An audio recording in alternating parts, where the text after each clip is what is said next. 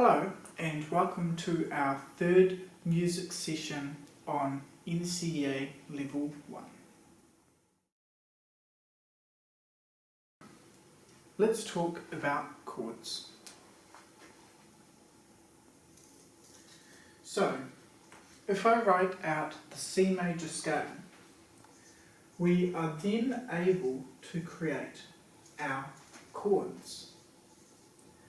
Now you can do this with any scale, and we'll get into another scale after we look at it in C major.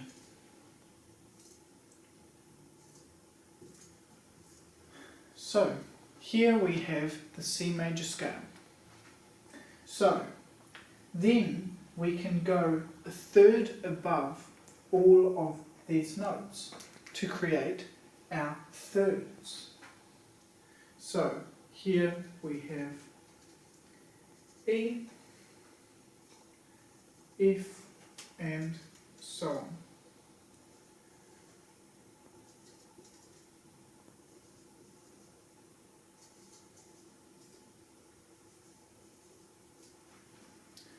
Alright, so now once you've done your thirds, then you want to continue to your fifths.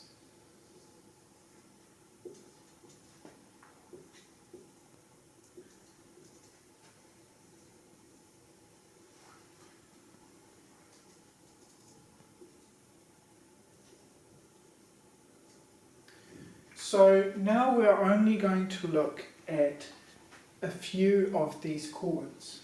So we're going to look at our one chord, and I'm going to identify these chords using Roman numerals. So here we have our one chord, and here we have our four chord. Here we have our five chord, and here we have our six chord.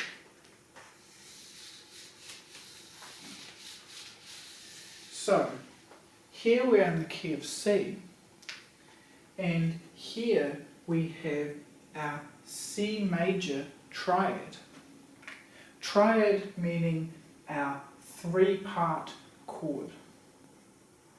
So next we have in the key of C is our F chord.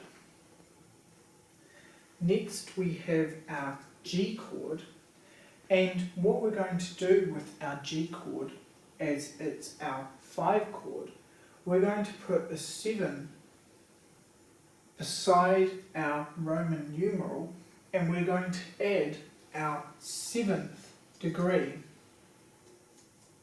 and we'll get to why that it is important that we have our 7th degree on our 5 chord. And lastly, we have A minor. Now you can identify whether our chords are major or minor depending on their third degree. So you can work this out using intervals, and from C to E we know is a major third. Therefore this is a major chord. Whereas our minor chord, we have an interval of a minor third. Now we're going to look at stacking chords in a different key. This time we're going to look at the D major scale. Now we want to remember that in our D major scale we have both a C sharp and an F sharp. So here we're going to start with our D chord. So our chords are always going to remain the same. So our 5 chord we're going to want to add our 7th degree, and our 6th chord will always be a minor chord. So now we're going to add our 3rd and 5th degree, and we want to remember that our F sharp is in the key of D, and we want to add this to our triad, because if we're in the key of D, then we're going to have that F sharp. So next we're going to look at our 4 chord. So 4 notes above D, well, we have D, E, F sharp, G. So it's going to be a G chord, and it's also going to be major. So here we have our G. Then we want to stack in thirds above our G chord. And here we have our G chord. And next we're going to have our A7 chord. So here we have our A, and we're going to stack up, and we've got a C, and in the key of D, our C is C sharp. Then we have our E, and lastly our G. And then we have our last chord, which will be a minor chord, and in this case 6 notes above is B, so we're going to have a B minor. So here we have our B, then we're going to stack up our minor third and our fifth, and here we have an F, and in the key of D it's an F sharp. So that's how we can identify our chords in any key. Now we're going to look at cadences. So for cadences we need to be pretty good at our chords. In this case we're going to keep it in C major just for the understanding. So a cadence is our relationship between 2 chords. So we could have our 5 chord going to our 1 chord. Now let's have a look at what that might be called. So here in the key of C we have our G7 chord, which we're going to look at as our 5-7 chord, and it's going to go to our 1 chord, which is our C chord and our 1 chord. So going from our 5 chord to our 1 chord is called a perfect cadence. And this is because there is a strong relationship between our 5 and our 1 chord. Therefore it sounds perfect. So next we're going to look at the plagal cadence. So our plagal cadence is from our 4 chord to our 1 chord. So here we have our F chord, which in the key of C is our 4 chord, and the relationship between our 4 and our 1, so falling to our C chord, we have a plagal cadence. This is also known as the Amen chord, because a lot of music in religious music, our 4 to our 1 is on the Amen. So next we're going to look at our imperfect cadence. So as you remember, our perfect cadence is when we go from our 5 chord to our 1 chord. So you can imagine our imperfect cadence is the opposite. So here we're going from our C chord, well, our 1 chord, going to our 5 chord.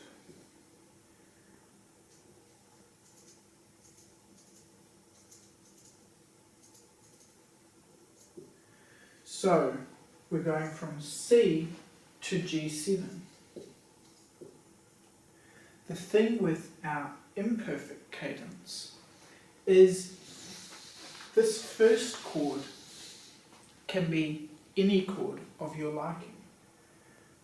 In an exam, it most likely will be our 1 chord, but for future reference, this chord before our G7 will be considered our imperfect cadence, because our perfect cadence is going from G7 or 5/7 to 1, but going from 1 or another chord to our G7 is considered an imperfect cadence.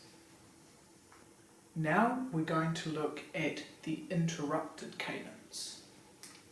So, as you know, our 5 chord in C major is G, or G7.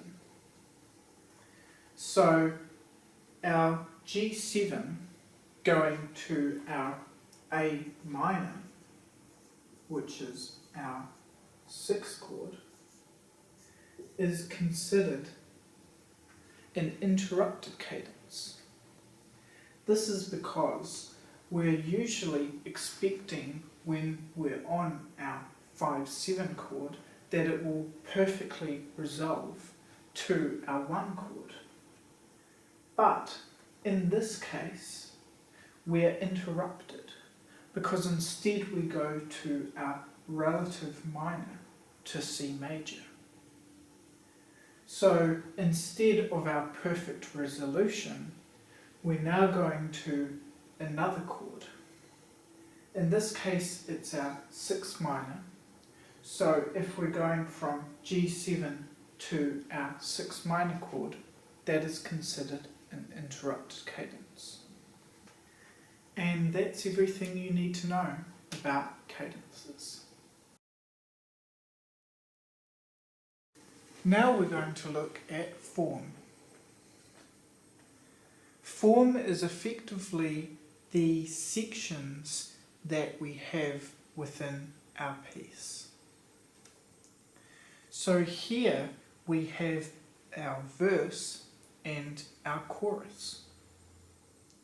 Now you notice how our first section, i.e. our verse, has our chords C, G, A minor and F. But then in our chorus, which is different, we have different chords which are F, G, A minor and G. So here we can see that there are 2 distinctive sections, and this is called binary. And as you can see, binary consists of 2 sections, so our A and our B section. So an example of this is Greensleeves. As you can see, our top half of the page has our E minor, D, C, B, etc. But then our second half consists of similar chords, but as you can see, we have some different chords around the second bar and on our second line, our second bar, and also the end of the B section. So next we have our ternary form. So our ternary is similar to binary form, but instead of it going A, B, we then go back to our A section So effectively we have our A, our B, then back to our A. An example of ternary form could be Twinkle Twinkle Little Star. Our first 4 bars are our Twinkle Twinkle Little Star, and then we have new chords in our bars 5 to 8, and we also have a different melody and lyrics. Then we go back to our A section, repeating the lyrics, melody and chords. Lastly, we have the 12-bar blues form. Now this consists of all of our chords being dominant, and you can see that there are 12 bars, and it has a form using our Roman numerals being in any key. As you can see in our C blues, our 1 chord is our C7, our 4 chord is our F7, and our 5 chord is our G7. And this loops around this form throughout usually the whole piece. And that's everything you need to know about form. Next, we're going to look at transcription. Transcription is the process of converting a piece that is on 2 staves to a piece with 4 staves, or vice versa. So we could also go from a 4-piece harmony to a 2-piece. So now we're going to look at converting this piano piece with 2 staves into a 4-part harmony. So here we have 4 different clefs. So here we have our violin 1, here we have our violin 2, here we have our viola, and lastly we have our violin cello. So let's look at our top line. So let's convert 2 bars, and you can try the rest of it. So here our top line is a G, and it's a crotchet. And we continue our G as a crotchet. And then for our remaining 2 beats we have a minim. Then we use some quaver notes. So we have our A, then we go up to our C, to our A, and A again, and we want to remember to bend them the same way.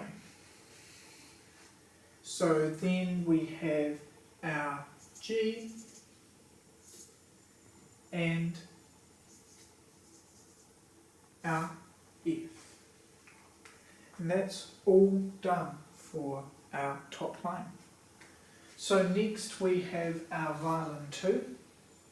So we're in the treble, so the same as our piece. So that's going to be easy to convert. So we're going to do E, D, E, and we want to make sure that the beats are in line.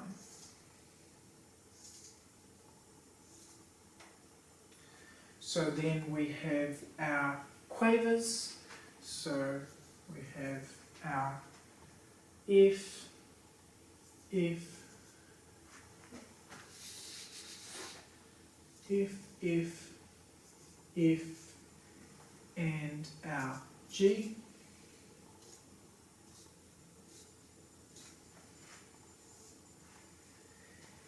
And then we have our D and our D.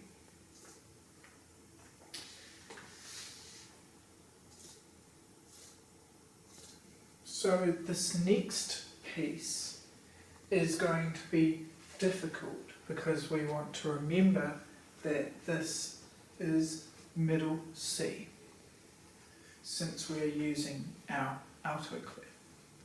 So luckily our first note is middle C.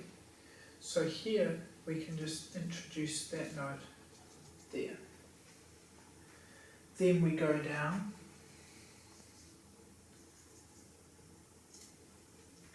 and we go back up. But this note here, which is our C, is tied together. So that means instead of putting two crotchets, instead we can just put a minim, because we know that the beats add up to 2 beats. So next we have our C, which lands on this beat here, making sure that they're lined up with their beats. And then we have our B and our B. And lastly we have our cello, and fortunately it's in the bass clef, so the transposition is going to be easier. So we have our C, then our B, then our A, and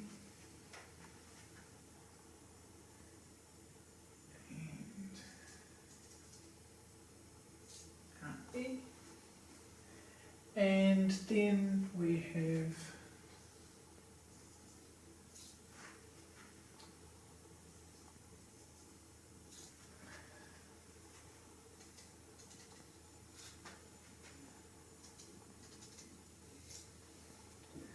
so that transition is easy. You just need to make sure that they're in line. You can see each beat clearly when one isn't on a beat of another instrument. When you have our ties, it's usually nicer to put them together. And also if you have any other things such as staccato or any other articulation, then you want to make sure that you add them in the appropriate areas. Now, such as dynamics, if you have a crescendo, usually you'll want to do it for all of the pieces, depending on where it's put. So here we have our piano stave, and if there was just for example a crescendo, then we want to make sure that we add it to each of these different staves, because each of these players will be playing their part and won't be able to see the other person's. Now the same can be said with our 4 staves, converting it into our 2 staves. So usually when we're going from our 4 staves to our 2 staves, we will be transcribing them into a piano stave. So in this case, what we have here is our flute, oboe, tenor saxophone and bassoon will all be converted into a piano stave. One thing you want to be aware of is when we have a different clef, that we want to be able to make that transition smoothly. In our example before, we had an alto clef. So we want to make sure that when we're converting from one to another, that we know the relationships between them, i.e. where middle C is, and if you know where middle C is, then you can work out where it will be on your new stave with your new clef. If you have that in mind, and you can remember to use all the articulation or dynamics used, then transcribing should be easy. And that's everything you need to know about transcription. Now we're going to look at modulation. Modulation effectively means to change keys. So what we want to do when we're changing keys is we want to have a smooth transition between them. So we can introduce a pivot chord which can help us smoothly transition between the two keys. One effective way to have a smooth transition between our two keys is introducing the 5 chord of our new key. So here we have our first 2.5 bars in C major, and then here we've introduced our 5 chord of our G major, which is the key that we're modulating to. So here we have our D7, which will resolve to our G. Another type of chord we can use is a chord that is related to both keys. Not all keys share similar chords, but in this case they do. So a chord that relates to both C major and G major is A minor. In the key of C major, A minor is our 6th chord. And for G major, A minor is our 2nd chord. Using our A minor, we can transition smoothly between C major and G major. That is all you need to know about modulation. Make sure to use the 5 of the new key or a chord that is in both keys.